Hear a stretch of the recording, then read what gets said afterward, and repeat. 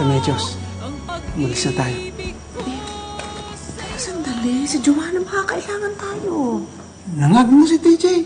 Pinapalayas na tayo. Tayo na. Teka, hindi naman siguro sinasadya ni TJ sabihin yun. Gusto niyang suluhin? Eh, pagbigyan na natin. Tayo na.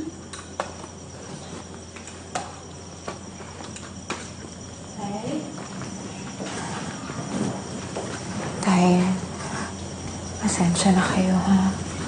Tay, pasensya na. Yung mga narinig niyo po, pasensya na ho. Hindi ho ako yun, yung sakit ko yun kasi hindi ko na maintindihan kung anong nangyayari sa akin. Pasensya na, mali talaga, mali. Sorry. Anak, naiintindihan ka namin. Pagpasensyahan mo rin kami, ha? Ora-orada kami napunta dito. Nag-aalala lang kami sa inyo ni Joanna. Naiintindihan ko, salamat ho. Kung kayong mag-sorry ako, may kasalanan. Ako po. Ibali na, TJ. Ibali na. Kalimutan na natin yan. Ang mahalaga, andito kami para samahan kayo sa problema ninyong mag-asawa. Ha? At, dito lang kami at tutulungan namin kayo kung ano man, anong paraan. Ha? Tay, salamat, ha? Tay. Salamat. Sa kami. Wala yun. Sila, wala. Kung sinasadya talaga. Wala, Wala yun, anak. Sorry, sir. Nalalampasan natin to. Sige.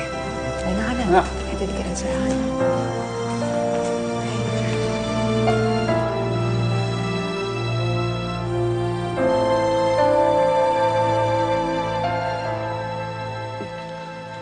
Maayos naman nakauwi si TJ. Yes, Dad. Nagpapahinga lang po siya. Well, kumusta naman? May nangyari ba sa office? Anything related sa kanyang illness? Wala naman po.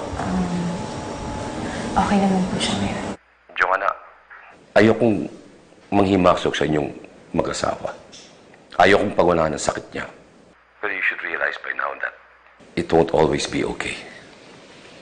Darating at darating ang araw na mahihirapan siya sa trabaho.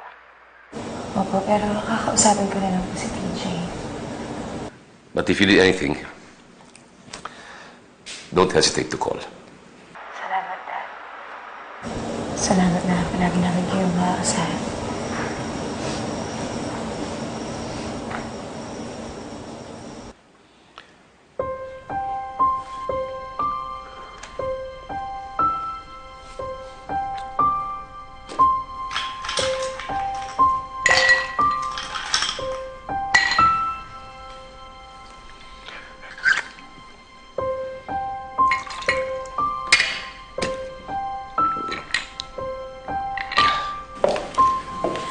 Darling, tama na yan, ha? One last shot na. That's not good for you. Hayaan mo na ako. Gusto ko ma-relax. Paano ba naman kasi simula na magkasakit si TJ? Wala ka nang ibang inisip kung hindi siya. Eh, paano ko naman hindi siya iisipin, Shelo?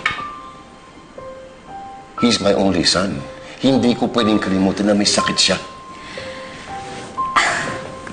Ganito na lang. Para makapag-relax ka.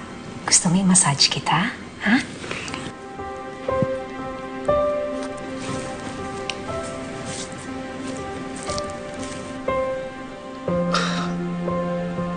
I don't believe this.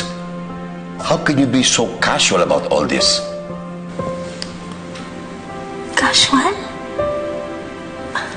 All I want to do is help you relax. That's all. Shelo, I know your intentions are good, pero hindi ganun kadali yun. Hindi ko pwedeng alisin sa aking isipan na may sakit ang aking nag-iisang anak. I can understand kung hindi mo ako naiintindihan.